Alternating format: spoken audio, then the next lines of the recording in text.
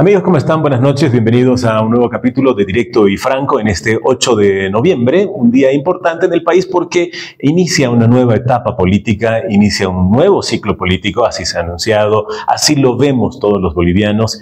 Es un día de euforia, por supuesto, por el nuevo gobierno, pero también es un día de esperanza y nosotros acompañamos esta jornada de nuevo ciclo que tenemos en el país y también aguardar que las cosas vayan mejorando para el país. No serán fáciles, no serán rápidas, pero el cambio es importante. La agenda que tendrá el nuevo gobierno tiene un componente importante en lo económico. Y las familias han estado aguardando, por supuesto, las medidas que se van a ir anunciando. Algunas de ellas ya se han preanunciado a través de los voceros. Pero para hablar del tema, de la agenda económica y de lo que seguramente el gobierno empezará a ir proponiendo en las siguientes horas, es que esta noche hemos invitado a Natasha Morales, que es coordinadora de investigación de Oxfam. Enseguida les explicamos por qué. Natasha, ¿cómo está? Buenas noches. Buenas noches, Eddie. Es un placer estar aquí en tu programa. Muchas gracias. Bueno, Oxfam Bolivia ha realizado un estudio sobre el costo social de los ajustes económicos que podrían desarrollarse y fundamentalmente en dos partes importantes. La eliminación del subsidio a los combustibles y la liberación del tipo de cambio, cómo afectaría a los bolsillos bolivianos. ¿Por qué estos dos temas, Natasha? ¿Son probablemente los que más preocupan a los bolivianos? ¿Ustedes identificaron algo a partir de eso? Sí, justamente antes del debate electoral, ya los economistas venían advirtiendo el tema del alto déficit fiscal, lo que está erosionando las reservas internacionales. Y una parte que explica este alto déficit fiscal es mantener el subsidio a la gasolina y al diésel, a los hidrocarburos. Entonces, claramente esta situación no es sostenible. El gobierno saliente no ha podido implementar ciertas medidas que deberían haberse hecho con anterioridad por varios factores, pero el hecho de que haya un nuevo gobierno genera un espacio de cierta legitimidad y para poder implementar estas políticas, porque sobre todo se necesita la confianza de los bolivianos para poder aceptar, digamos, este tipo de lo que llamamos en economía de shocks económicos, ¿no? Evidentemente, cuando se retire el subsidio a la gasolina, va a aumentar el precio y hay un encadenamiento donde aumenta el precio de los otros productos, como el precio del transporte y de bienes básicos, ¿no? Lo que afecta, por supuesto, el ingreso de las familias. Claro, algunas personas dicen, no, yo no tengo vehículo, entonces a mí no me va a afectar el tema de la gasolina. Pero afecta, por ejemplo, a los restaurantes, a toda la cadena de alimentos, a los productos que son manufacturados. Es decir, de alguna u otra manera siempre nos va a llegar. Transporte, como tú acabas de indicar. Bueno, yo entiendo que el estudio además se hizo independientemente del resultado de las elecciones, se hizo independientemente de quién iba a ganar estas elecciones y que además no fija una posición de decir debe hacerse esto, sino más bien advierte sobre las consecuencias de lo que podría hacerse y fija algunas recomendaciones. En el tema del combustible, ¿qué recomienda? Sí, mira, exactamente. La idea de hacer este estudio, bueno, son 3 estudios, pero la idea es informar para que tomar ciertas medidas de amortiguación en materia de política social para que estos shocks sean menos dolorosos, ¿no? O sea, si tenemos datos, se puede como repensar en una política de protección social que proteja más, sobre todo, el ingreso de los hogares más pobres, ¿no? Esa es la primera cuestión.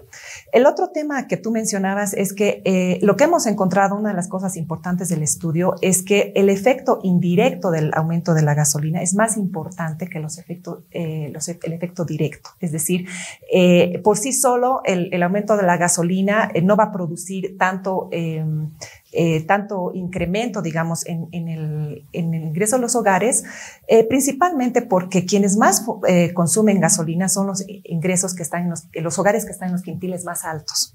¿no? Entonces, una familia que tiene una vagoneta, entonces carga más gasolina, carga más frecuentemente, y los hogares que tienen menos ingresos utilizan transporte público. El transporte público tiene un precio fijo. Me imagino que es altamente posible que el transporte público aumente, pero el problema es que los otros bienes van a aumentar, ¿no? Y es ahí cuando lo que hemos identificado que es lo más importante es que hay un efecto importante en la desigualdad de ingresos. Más o menos el quintil más alto de ingresos va a perder alrededor de un 10%, pero los quintiles más pobres 3 veces más, un tercio de su ingreso, ¿no? Entonces, por eso es necesario establecer este tipo de políticas de contención. Ahora, el estudio, por ejemplo, señala que la reducción del poder adquisitivo con relación al subsidio a los combustibles haría que, en promedio, se reduciría ese poder adquisitivo en 70 bolivianos, más o menos, es lo que establece, ¿no? En promedio, es decir, y estamos hablando por persona. Una familia tipo en Bolivia de 4 le afecta como 280, si son 5, 350. A quienes tienen ingresos de 1.000, 2.000 bolivianos, para hacer el ejemplo claro, le afectarían mucho más por los otros productos, ¿no? Qué paradójico que toda la época del gobierno de izquierda, en realidad el subsidio le benefició más a quienes tenían mayores ingresos, ¿no? Y ahora que se tendría que hacer los ajustes, incluso el sector de mayores ingresos sería el menos perjudicado, diríamos en general. Por tanto, ¿ahí qué se recomienda? Porque se han presentado propuestas o fórmulas de decir, vamos a hacer subsidios diferenciados, que el transporte público mantenga el subsidio para que no se afecte el precio del transporte, que aquellos que, el sector productivo, el sector cooperativista, digamos, tiene que tener el precio internacional, no el subsidio. Entonces, pero además, ¿qué se debe hacer? Porque no solamente es el transporte, ¿no? Como lo acaba de mencionar, sino el resto de las cadenas. Sí. Exactamente. El problema ha sido que el subsidio ha sido altamente regresivo, o sea, ha beneficiado más a las familias más pudientes. Y entonces, claramente, esto no es sostenible. El peor escenario es no hacer nada. O sea, el peor escenario en este momento es que el gobierno no consiga los dólares que se requieren para estabilizar, traer los dólares a la economía y que no aplique una política de eliminación del subsidio. O sea, puede ser que ocurra en el corto plazo, en el mediano plazo, pero mientras se sostenga esto, las familias, la distribución de ingresos se va ampliando la brecha, ¿no? Entonces las familias se van empobreciendo cada día, ¿no? Porque tiene un impacto también en la disponibilidad de dólares, ¿no? Entonces eso... Perdón, para hacerlo absolutamente claro, no es sostenible y es un mal escenario mantener la gasolina en el precio que está en este instante, de 3.40 me parece. Sí. No debe hacerse. Ningún economista lo recomendaría y usted es economista. Sí, hay un consenso en ese sentido. Creo que todos los economistas concuerdan. Ya desde hace tiempo se había hablado, pero claro, en varios gobiernos han intentado eliminar el subsidio. Ha tenido un alto costo político, pero ya hemos llegado a un punto ya de saturación, donde los actores, principalmente empresariales, microempresariales, están ya más dispuestos, digamos, a aceptar este costo. El problema es con los hogares. Lo que no se recomendaría es establecer otra cadena de subsidios, justamente porque los efectos indirectos son mucho más altos, más impactantes que el efecto directo. Entonces, básicamente, lo que habría que hacer es antes de pasar a lo que habría que hacer, lo que quiero decir es que la otra medida de shock es la devaluación, es decir, el ajuste para que el tipo de cambio oficial esté igual al tipo de cambio paralelo, ¿no? A través de la apertura del bolsín, pero este impacto va a ser mucho mayor en el ingreso en la pérdida de ingresos de las familias. O sea, es muchísimo mayor. O sea, ¿cuál? ¿El del combustible? El de la devaluación, sí. Que tiene que ver con el dólar. Sí, sí, sí. Entonces, aquí hay un tema de temporalidad, digamos, de cuándo va a ocurrir eliminación del subsidio de devaluación, ¿no? Porque ambos pueden ralentizar la economía y esto tener efectos mucho más profundos. El efecto de la devaluación es mucho más profundo en los hogares más pobres. Hay una pérdida de 1/3 de los ingresos también, pero tiene que ver con la capacidad de estos pequeños negocios, pequeñas empresas, porque en realidad lo que hay que entender es que de dónde... ¿Cuál es el origen de los ingresos de las familias pobres? Básicamente es la actividad de cuenta propista o de pequeños negocios. El 90% del sector productivo está asentado en estos pequeños negocios. Entonces tenemos una cadena donde hay 90% de pequeñas empresas, no sé cuál es el porcentaje, pero el otro 10% es de medianas y grandes empresas. Entonces, lo que más genera el ingreso de los hogares bolivianos son estas pequeñas empresas y por eso la devaluación tiene un impacto muy importante porque las empresas grandes ya han actuado desde el año pasado operando al tipo de cambio paralelo. Esto quiere decir que ellos, si el tipo de paralelo aumenta en 50%, ellos aumentan sus precios en 50%, ¿no? Pero estos precios los transmiten a los pequeños, y los pequeños, ya sea que estén en el sector comercio y están en el sector de revender productos a precios minoristas, o ya sea que están comprando insumos de producción para producir en temas de manufactura, no pueden ajustar sus precios a ese 50% que el mayorista ha ajustado. Entonces, ahí en este proceso de transmisión de precios, es donde se produce esta pérdida de ingresos de los hogares más pobres que trabajan en estos pequeños negocios y el ajuste entonces se está haciendo a través de sus propias rentas, de sus propias utilidades y no a través de los precios como los grandes empresarios. Ya es ahí la desigualdad. Eso es lo que hay que entender cómo ocurre. Ahora, ¿a qué nos referimos ahí? Para que la gente también entienda muy bien. A ver, cuando hablamos de pequeños empresarios o microempresarios son los que tienen pequeñas fábricas, que pueden fabricar, no sé, pues carteras, zapatos, los que tienen emprendimientos para hacer restaurantes, una tiendita, ¿no? El restaurante puede ser un poco grande, pero sigue siendo de la familia, ¿no? Generalmente es el núcleo familiar el que se dedica a atender esos negocios. Por eso dice usted 90%. Es altísimo, altísimo realmente la dependencia de este tipo de ingresos, ¿no? Y en el estudio además se identifica muy bien a quienes, dónde se va a ver afectada. Carne, o sea, y el porcentaje es altísimo. Y ya la carne, los productos cárnicos están muy elevados. Productos manufacturados también, que llegan, algunos de afuera, algunos de acá, productos de limpieza, que han empezado a subir muchísimo, ¿no? Entonces, pero todo esto, también lo dice el estudio, ya se produjo, ¿no? De una u otra manera. Y las familias ya lo vivimos en los hogares. Un ajuste o un sinceramiento de la cotización del dólar volverá nuevamente a afectar a la familia, es decir, va a hacer que los productos nuevamente suban. ¿Ahí a eso?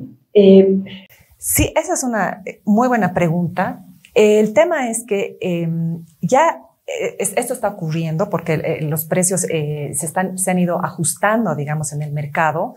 Hay un proceso de adaptación que es bien importante, es decir, las familias bolivianas que tienen sus pequeños negocios son muy resilientes, pero están ahorita ya operando en un nivel de subsistencia, ¿no? Entonces, día a día, viendo cómo cubrir su mercado, por un lado para satisfacer las necesidades de su familia, pero también cómo cumplir con su negocio para que no se cierre, ¿no? Entonces, esto... Como explicaba antes, hay una contención todavía de los precios por parte de estos pequeños negocios, de la inflación, porque quienes están el tema es que hemos hecho muchas entrevistas en los mercados, ¿no? Hemos hablado con personas que se dedican a manufactura, todos estos sectores que has mencionado. Aprovecho para decir que este estudio se ha hecho con la UPB y han participado muchos estudiantes, asistentes de investigación jóvenes, con mucho entusiasmo para tratar de identificar estos temas. Y lo que nos dicen estas personas que son dueñas de estos pequeños negocios es que ellos no pueden subir sus precios porque ya no les da y están trabajando al margen mínimo de ganancia, mínimo, ¿no? Entonces dicen, si antes yo ganaba el 50%, ahora estoy ganando el 10%, el 5%, 1%. ¿Por qué? Porque estos mercados actúan casi en competencia perfecta, es decir, quiere decir que muchos vendedores están vendiendo lo mismo o están produciendo lo mismo a pequeñas escalas, sin especialización, sin tecnología, con muy poca gente, mucha gente sola, y tienen miedo a perder su clientela, porque si yo subo el precio, mi competencia que está aquí al lado lo va a vender más que yo, ¿no? Entonces, sí hay una inflación contenida en ese sentido. ¿Y quiénes están conteniendo esa inflación? Son estos hogares, ¿no? Estos negocios. Una de las opciones, o más bien uno de los anuncios que se ha hecho es que se va a buscar que parte de los créditos anunciados se tiene que destinar para las empresas, microempresas seguramente, que están esperando quizás asignación de créditos para poder reinvertir. ¿Ayuda todo esto? Sí, bueno, la semana pasada han aprobado esta ley de diferimiento de créditos, que quiero aclarar que he revisado y es solamente para microempresas, porque he visto que la asociación de acreedores, claro. De Asoban sí está reclamando por esta medida. Sin embargo, no creo que tenga un impacto en el sistema financiero, en la estabilidad del sistema financiero en lo absoluto, y más bien yo creo que es el momento oportuno para aplicar este tipo de medidas, que no es una condonación de créditos, es simplemente un diferimiento de 6 meses de estos pequeños créditos. Cabe resaltar que muy pocas microempresas acceden a estos créditos, entonces tampoco es un volumen grande de personas, ¿no? Sí, eso. Ok, pero si yo sé que, creo que menciona también al crédito de vivienda social. Si yo he sacado un crédito de vivienda de una casa, pero no soy microempresario, soy una persona individual, ¿me beneficia solo ya que lo mencionamos y usted lo revisó? ¿Me beneficia? Claro. La ley de diferimiento, ¿sí? Sí, pero en realidad es opcional, ¿no? Ah, ok. En realidad es opcional, o sea, si yo quiero seguir pagando, pago, pero si no puedo pagar, pues tengo esta opción de 6 meses, ¿no? Es algo opcional, es lo que sí. Perfecto. Ahora, volviendo al tema del dólar y del costo que podría tener esta devaluación que ya existe, ¿no? Porque la familia sabe que si antes con 100 bolivianos podía comprar parte del mercado, hoy quizás ni la mitad de lo que compraba antes, incluso hasta un 70% se ha reducido ese poder adquisitivo. ¿Cómo hacer todo esto? Debe ser paulatino, debe ser en shock, como lo que se hizo en el anterior periodo inflacionario que tuvimos en Bolivia. ¿Qué se aconseja? Bueno, en realidad no hay una receta, ¿no? Hay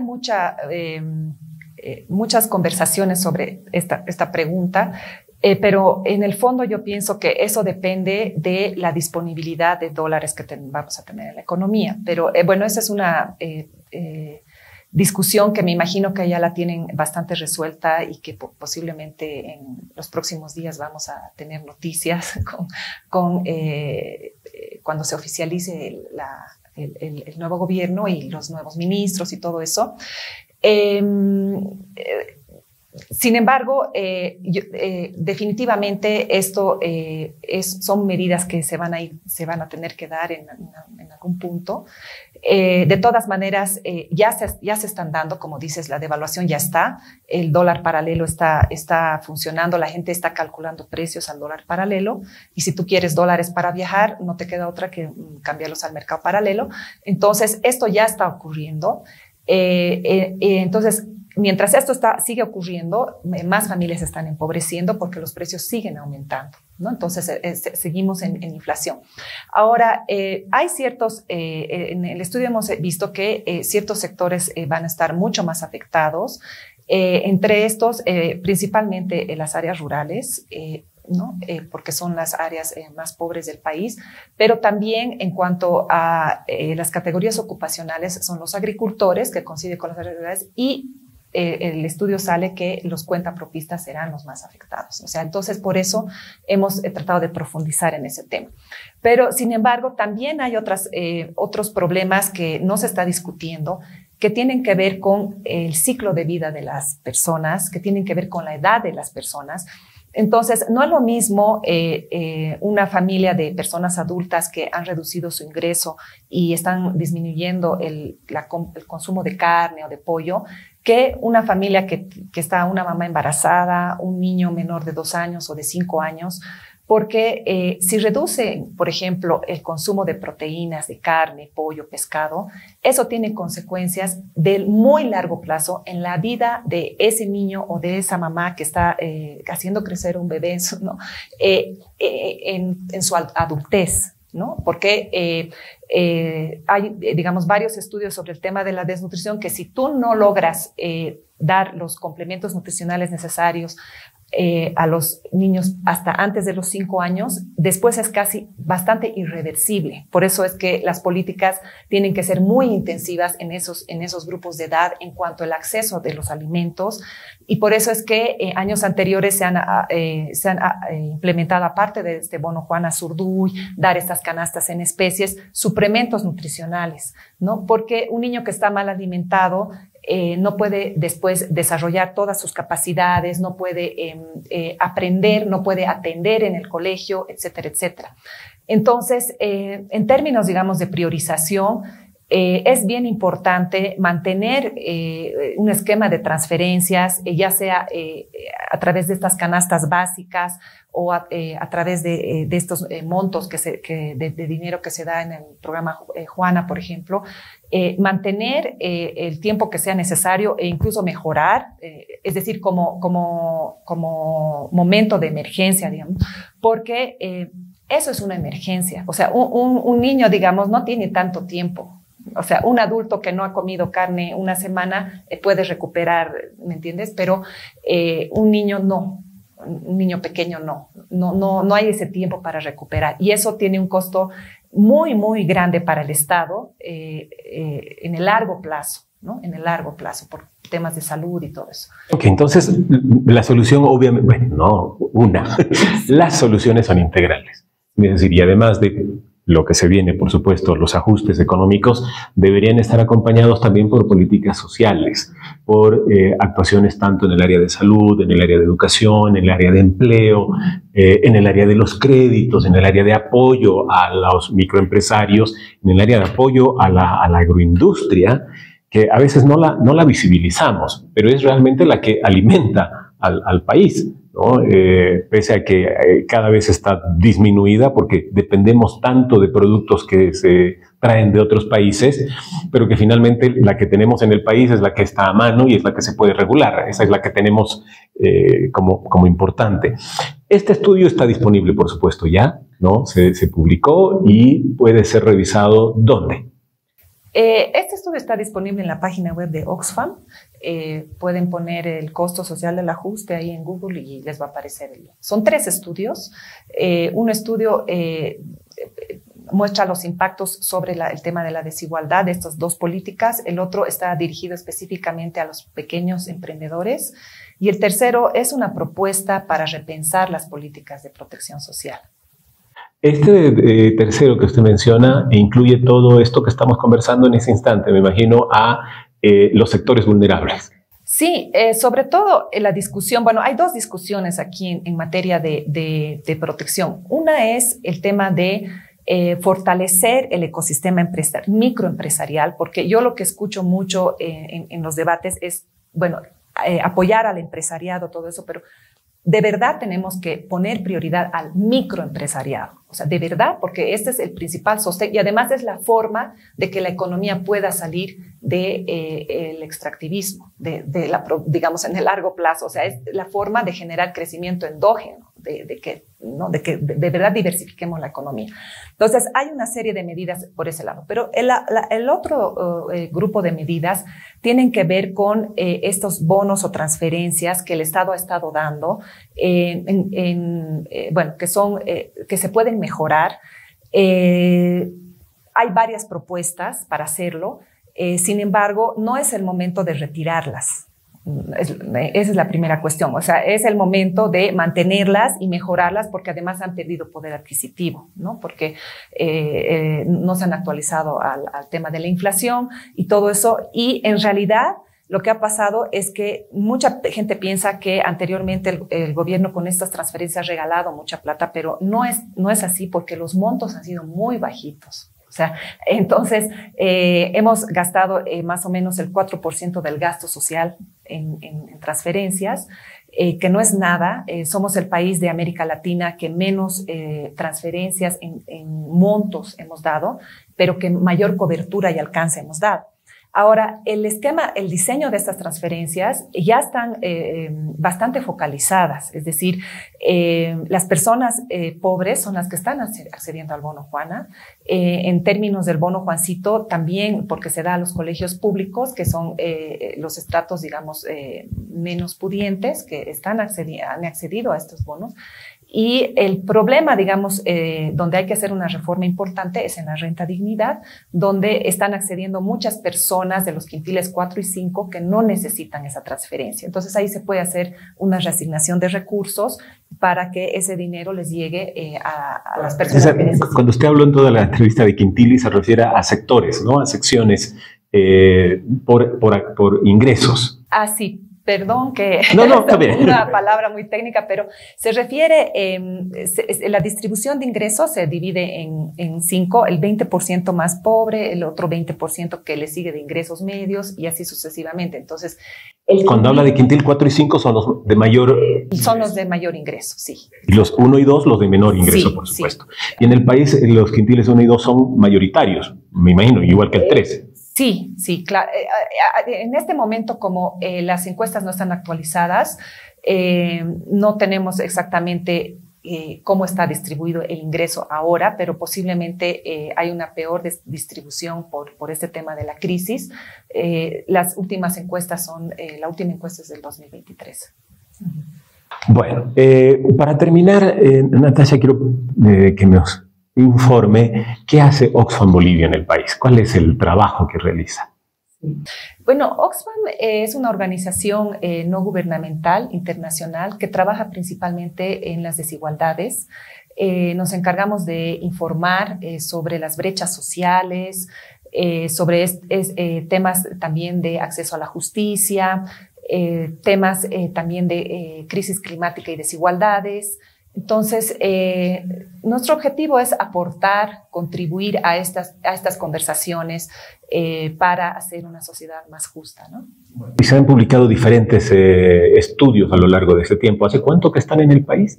Estamos más de 30 años en el país y sí, publicamos muchos estudios sobre temas de desigualdad. El año pasado hemos publicado un estudio sobre desigualdad y crisis climática. Hace 2 años hemos hecho todo un estudio a profundidad sobre la desigualdad en sí misma, más en las áreas urbanas, y aportamos con otros documentos de debates. Por ejemplo, hemos publicado varios temas sobre estos temas macroeconómicos, porque la macroeconomía no es neutra. O sea, cualquier medida afecta más a unos y menos a otros, ¿no? Entonces, eso tratamos de visibilizar para que siempre se tome en cuenta la necesidad de hacer políticas que nos lleven a una sociedad más justa. Cuando hablamos del tema del dólar, cuando hablamos del tema del combustible, aunque nos afecta en el bolsillo, en realidad se trata de políticas macroeconómicas, porque han sido definidas por el Estado y se supone que en función a políticas de Estado. Por eso también es importante hablar en algún momento de la macroeconomía. Natasha, le agradezco mucho por visitarnos esta noche para hablar de este tema. Muchas gracias a ti por la invitación. Bueno, y gracias también a todos quienes contribuyeron a este estudio que se hizo a través de un instituto de la UPB y que además han participado varios técnicos, varios profesionales, economistas que están en Bolivia y creo que fuera del país también que han contribuido, ¿no? Exactamente. Sí. Bueno, gracias nuevamente, Natasha. Y a ustedes, amigos, muchas gracias por seguirnos esta noche de 8 de noviembre en nuestro capítulo 27 de Directo y Franco. Ustedes nos siguen a través de nuestras redes sociales. Los invitamos a que nos puedan seguir, dar un like, es importante tanto en nuestras páginas de Facebook como de YouTube. Agradecimiento a la gente de la Fundación para el Periodismo que nos permite que lleguemos hasta sus hogares. Y por supuesto también a Brújula Digital a través de sus redes sociales que también nos retransmite y llegamos a estos hogares bolivianos y fuera del país. Que tengan muy buenas noches.